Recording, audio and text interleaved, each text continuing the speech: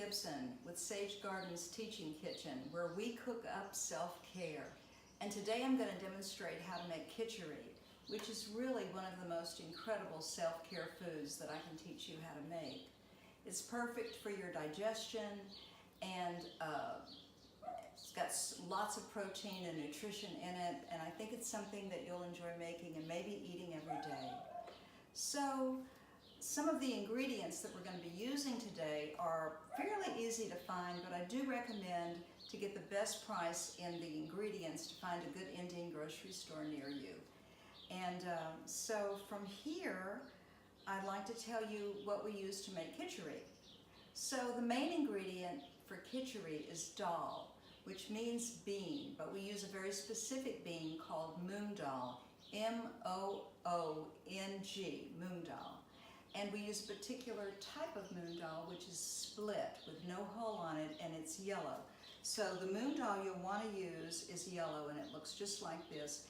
It comes in a package that says Split Moong Dahl. So this is what you want to purchase. Could be a different brand, but this is what you want to purchase. Moong dal also comes, just so you know, as a whole moong bean, which is a moong bean that can be sprouted. And it also comes split with the hull still on it, which is here. Both of these need to be soaked for a little bit longer of a time than the split moong dal, but I find that the split moong dal offers the best digestion, and you probably are lacking a touch in the nutrition because you don't have the hull on it, but not significantly. We're also going to use white basmati rice because it again is very high in digestion, makes digestion easier. I'm certified in whole food plant-based nutrition, so normally I would recommend a brown rice, but I've had issues with my digestion, and I'm right now eating the white basmati with the yellow split moong dal. And we'll be using some seasonings. We'll basically be using some cumin seed, mustard seed, a little black pepper, turmeric, and red pepper too. And you can put as much or as little as you want. Traditionally, in India, they use ghee, which is clarified butter. It can be kept out at room temperature, and a little goes a long way, and it helps the herbs assimilate into your body and helps for digestion.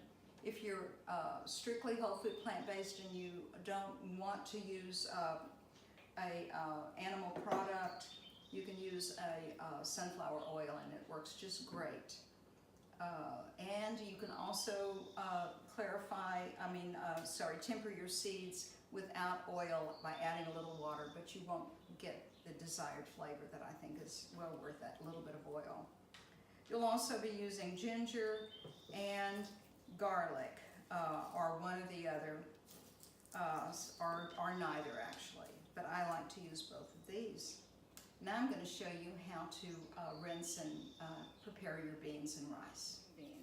So the ratio I'm going to be doing today is 1.5 cups. So I'm using a 1/2 cup, so I'm going to pour 3 of these. So this is 1/2 cup into this strainer. This is 2. This is 3. All right, and I'm going to begin rinsing these. So you're going to notice that this water is going to be super murky, and we just want to kind of get any kind of residue off these beans that might be there. So generally I rinse them really well, like maybe 3 or 4 times. So.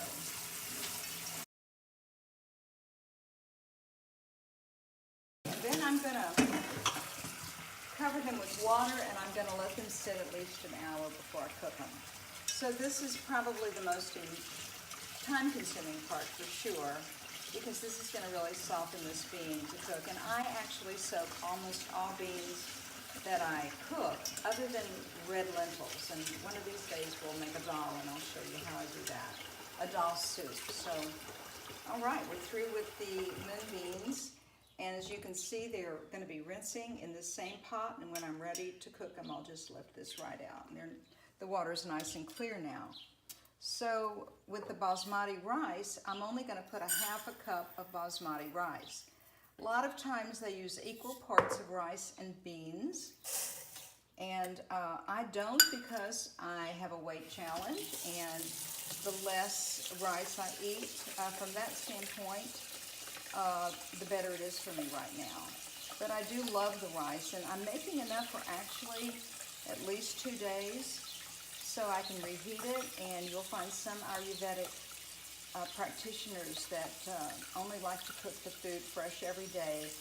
I wish that I was that inclined to do that, but at this point in my life, I keep it simple. So, and I also heat food in the microwave. I've had Dr. Campbell and Dr. Gregory, who I follow in their whole food plant-based materials, say that it's okay to use a microwave. So I appreciate that, and that's what I do. So this rice also, I can actually at this point mix these two together. They can kind of marry each other and get to know each other and cook together. And I think that's a good thing. There we go. So while that's soaking, we're just gonna take this spoon and take some of the skin off of this ginger, just backwards like that. You can use a knife if you want to too. I don't get terribly serious about things. If there's a little skin on, that's okay too. We don't need all this ginger, but I can say what I'm not going to use. You can also go to an Indian grocery store and buy ginger that's already minced. You can buy it both with garlic and ginger, or you can buy them separately. And I'm all for convenience. Of course, nothing's ever quite as good as fresh, right? So we want to use fresh when we can, but hey, if buying it already prepared, ginger and garlic, makes you eat this kitchari, then buy it already prepared. Right, so we've got the pot heating, and I'm going to add a tablespoon of ghee. And remember, you can use oil. Or you could use nothing, but I do prefer a little bit of this flavor. As that's heating, I wanted to tell you that it's super, super important to have all your ingredients that are getting ready to go in handy. Because when things start getting hot in here, you really want to, everything's going to go really quickly. So, I have a gas stove. That means things are going to heat up really quickly. And then I'm actually going to put this burner on back here, because I'm going to move the rice to a very low burner to finish cooking after most of the water is boiled out. So I can see that it's starting to sizzle. And I'm going to add about a teaspoon of cumin seed, maybe 1.5 teaspoons. And I'm also going to add about half of that of black mustard seeds. All right, maybe a little bit more. As you can see, I'm not terribly exact on that. So this is called tempering. It's really important to remember that word in Indian cooking, because this is where all the flavor is going to come from. So we're tempering these seeds, and just as they're beginning to get dark, we're going to listen for the sound of those black mustard seeds starting to pop. I think they're starting to pop now. See, this doesn't take long at all. And now I'm going to add the garlic and ginger. I'm just going to cook this for a few seconds to blend in those flavors. Oh, it smells so delicious. Okay, so I want you to notice the color of the seeds. They're not burnt, but they are getting dark. Now I'm going to drop in the rice and beans that are soaked for about an hour. I'm going to stir those in.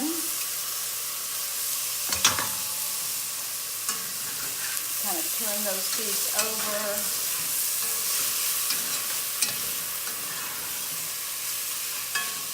With the flavor of the seeds infused in the rice and the beans for just a minute or two.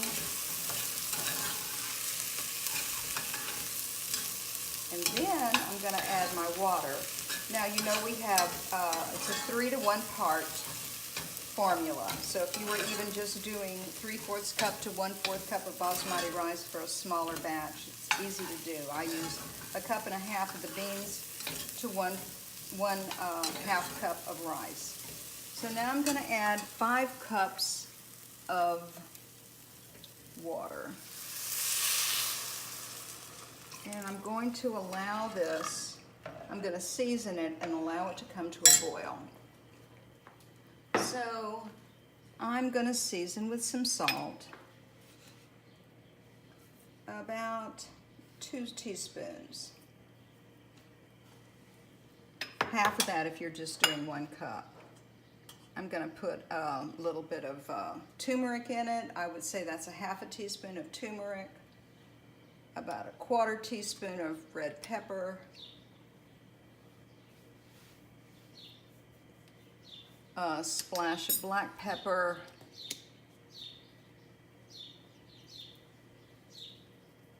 turmeric is happy when you add black pepper with it because it helps it assimilate into the body. So let's see, we've got our salt, we've got our turmeric, we've got our red pepper and our black pepper. So everything's really happy. You know, you can actually stir it and then taste it for salt. So sometimes I like to do that. Let me grab a spoon.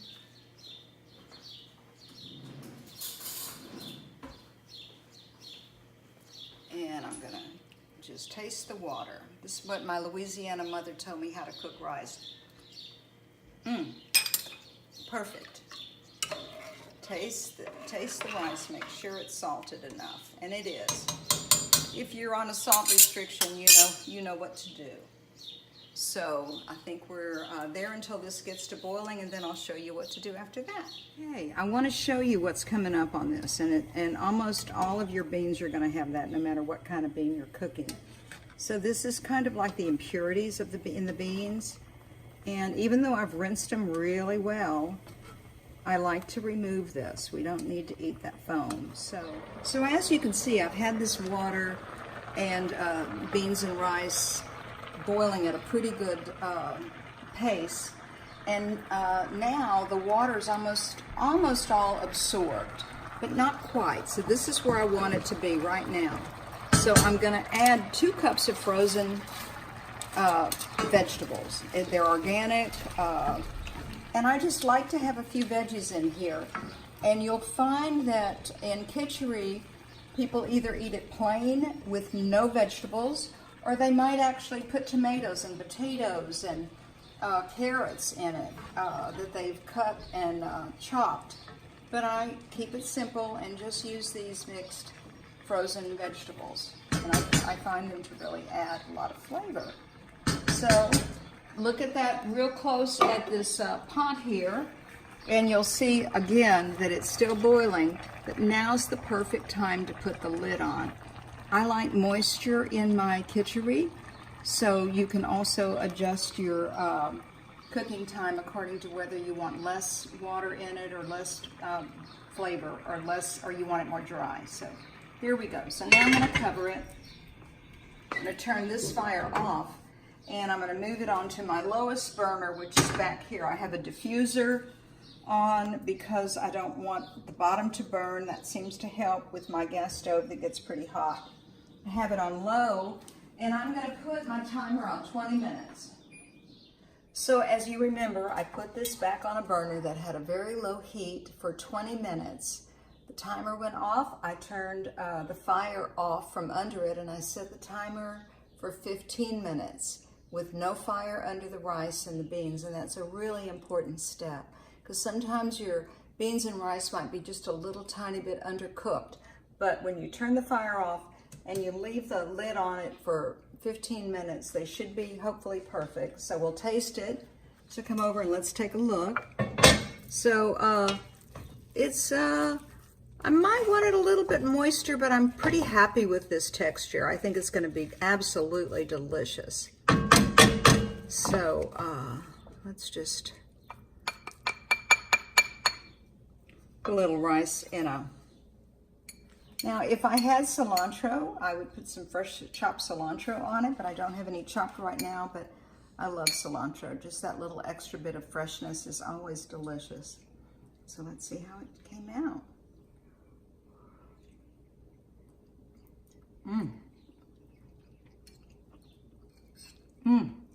Perfect texture. Very soft and easy to digest. I can just tell it's going to be, which it is. It's just wonderful. And it's just like such soul food cooking, but very healthy for you. So namaste, enjoy your meal. And thank you for listening and getting that good self-care. So I hope you learn how to cook this in the most perfect way. Thank you.